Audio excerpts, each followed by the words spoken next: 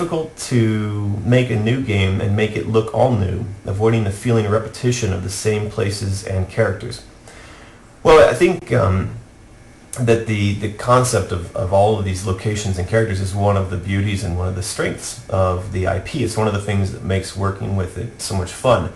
And so for us, I never felt that we were risking any sort of repetition in terms of the presentation of the environments or the characters. In fact, the last I saw, we had over 150 different character models in the game.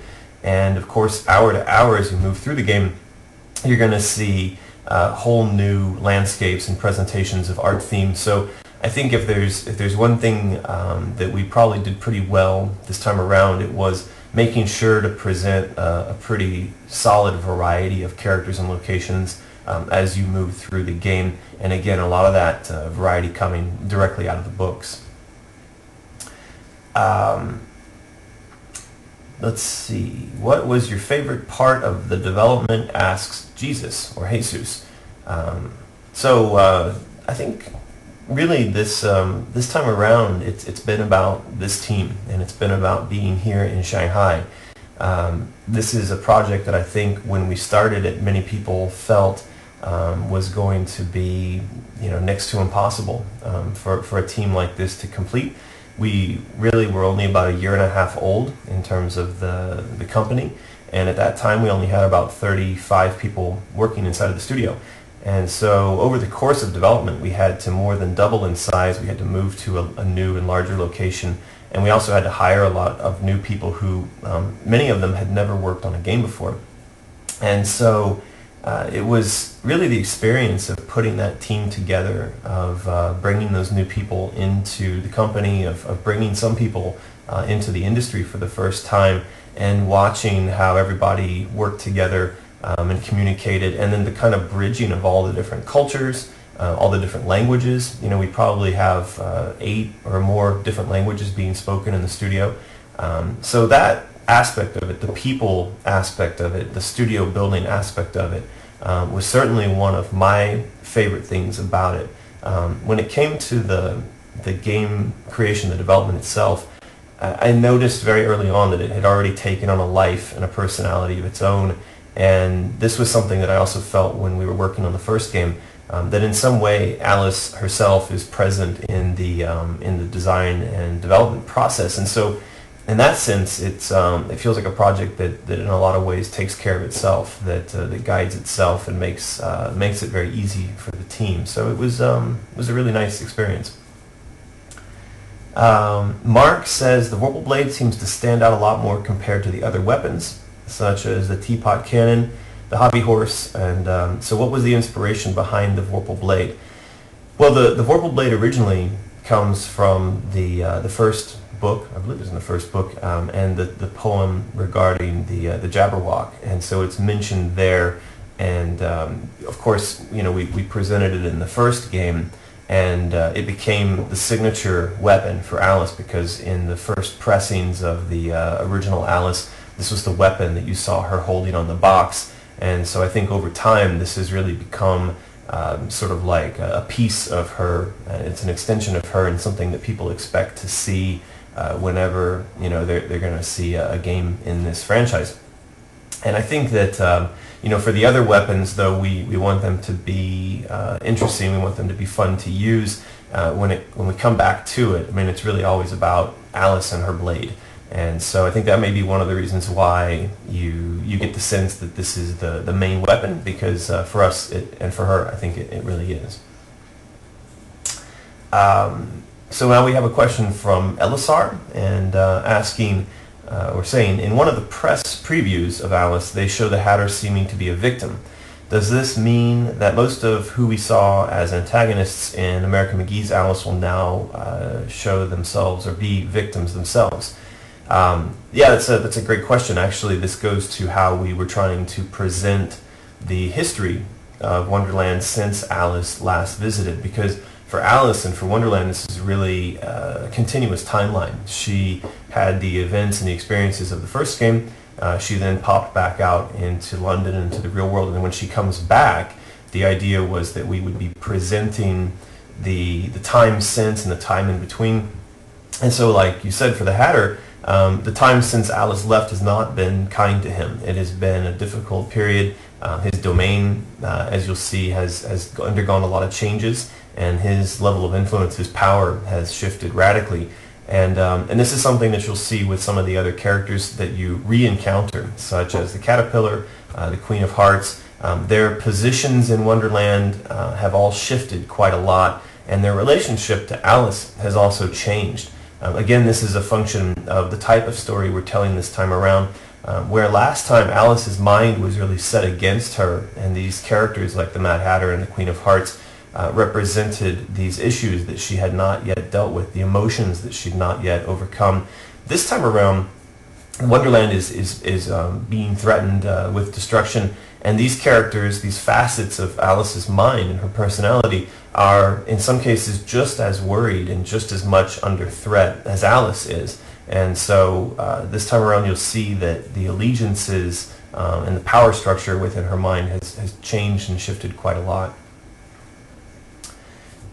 Jess asks if there will be action figures available for the game like there were for the first. Yeah, so I think just a few days ago, or maybe a week ago, we showed the world the first toy, which was an Alice Mini-Mate, and then there was an announcement that went out about a larger line of toys to come. And so, like with the first game, there will be a series of collectibles, items like the knife, but then also clothing and toys, posters, artwork, the art book from Dark Horse. So this time around there's quite a lot of the collector material being put together, and all of it's being built to a quality standard similar to the first product, where you could collect these things today, and then 10 years from now they'll probably be, like with the first toys, they'll be worth 10 times what they were when we first released them. We have another question here from Chris, and he says, as a 3D artist, I never normally think of this, as I get given a concept and try and stick to it while liaising with the concept artist. But when it comes to the storyline and the game mechanic of a twisted version of Alice, where and how do you, as designers, draw the line in terms of how twisted the Alice's imagination goes? Does the potential audience of the game help, or is it defined by something else? I think this question is sort of asking where not only once we have inspiration, but once we start working on something, where do we stop working on something, or how far do we push it? Where does that direction come from? The rule that we had during development, as I mentioned before, was that everything that you saw in Wonderland had to be a function of Alice's experiences in the real world. So we couldn't, for instance, have a Black Hawk, flying over in the skies of Wonderland, because Alice in her real life never would have seen such a thing. And that extended to how we interpreted her weapons, how we presented the characters, how much violence or blood was present in the game. Really, Alice became the constraint by which a lot of these decisions were made. And so, it was there were some times where characters would be presented that were really violent, really gory, really, really scary, that we would back away from, because they didn't really make a lot of sense as something that you might imagine having come from Alice's imagination. So we have Kelsey and Chiron both asking, of all of the domain's locations of Madness Returns, which was your favorite to design and why? Which one would you settle down in? Well, with the first game, my favorite domain was really the Hatter's domain, and I liked it because of the mechanical aspects of it. I also built with my own hands quite a lot of the level layout for that domain, and so it always had a special place in my heart. I think I've always liked the Mad Hatter as a character quite a bit as well, and so I think this time around, once again we go into the Hatter's domain, and this is actually the first major domain that Alice sees. But it's changed, and it's something that in some ways is kind of sad, because a lot of the kookiness and a lot of the cuteness of the original domain has sort of been stripped away for some evil purpose. But if I had to settle down in one, I doubt that I would choose any of these sort of scarier, harsher environments. I would much rather live in the Vale of Tears which is the sort of mental representation of Alice's happier times as a child. And that's actually the first place that you'll see in Wonderland, and it's beautiful and green and lush and magical and mysterious. And so I think for most people that would be the preferable place to live. The other places tend to get pretty scary. So Pedro from Spain asks, did you search any information about any specific mental disease for this game? Yeah, actually I did spend quite a lot of time looking at the state of psychology during that period. So that was 1875. It was really before psychology as a known practice had come into being. I think Freud still had some years before he was going to come out and talk to the world about his theories of how the mind worked. But at that period in time, there was a concept of sort of the hydraulic theory of mind, that was that pressures could build up, and that if you left problems alone and didn't deal with them, that you could get dangerous situations where your mind would explode and things like that. And so I was looking at these concepts people had about the kind of mechanical nature of the way in which our mind worked, and that was also something that fed into the story and design thoughts for the first game. There's also a lot of talk in the period about the interplay between psychology and alchemy, and that's one of the reasons why you'll find a lot of the alchemy symbols on her dress, but also inside the environment. And if you pay close attention to the alchemy symbols and the meaning that they had in relation to psychology back in that time period, you'll see that they actually tell some of the story side by side with the more visible things that are happening in the game as the game is progressing. So we did look at a lot of that stuff, but a lot of the stuff back then was pretty kooky. Victoria is asking, what gave you the idea for the elaborate wardrobe Alice wears throughout the game?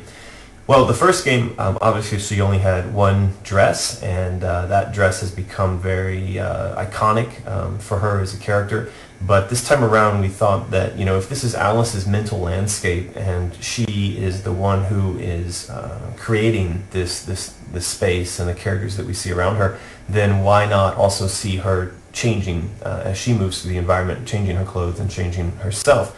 And so we then got the idea that each new domain could come with a new dress, and we set one of our concept artists, a girl named Hong Lei, onto the task of designing a series of dresses. And it was kind of funny that early on some of the dress designs were being done by the guys in the studio, and you could see that they were being designed by guys. You could see that the inspiration for them and the cut of them and these things were really not something that a girl would imagine or a girl would wear. And so we eventually handed this task over to Hong Lei, and she actually has a bit of a clothing and design background, and she did all of these different styles and designs until we finally settled on the ones that you see in the game. Cheshire Smile is asking that, he says, or she or he, you mentioned you play the cello. Is that what inspired the prominent cello part in the piece by Marshall? And is there any possibility of sheet music being released for the instrumental pieces in the original soundtrack? So yes, that is what inspired the cello pieces in the main theme of the game. I spoke with Marshall and shared some tracks with him of music that I particularly like. Early in the game, you'll hear a mention by one of the buskers on the street of Baccarani. And during that period in time, Saint-Saëns and Baccarani and a lot of these guys were coming out with, be it operas or be it, orchestral pieces. And those did actually play into the soundscape that you hear in the game. In terms of the sheet music, Marshall sent the sheet music to me, and I don't see why we wouldn't want to share that with the rest of the world. So I'll make a note of that and see if we can't put the sheet music from the theme onto our website. Make a note of that for you right now. Otherwise, I'll forget.